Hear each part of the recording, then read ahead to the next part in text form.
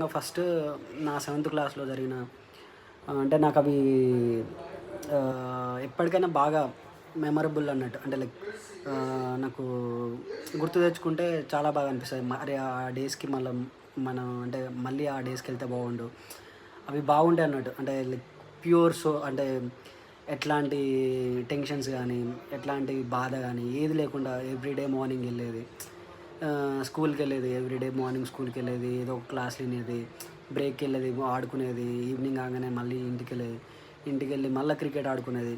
చాలా హ్యాపీగా ఉండేదన్నట్టు. ఏం అప్పుడు పెద్ద సంపాదించాలని గానీ, జాబ్ చేయాలని గానీ, అది చేయాలి, ఇది చేయాలా అదేది ఉండకపోయేది. బాగా హ్యాపీగా గడిచేది. అవి ఇప్పుడు లేదు.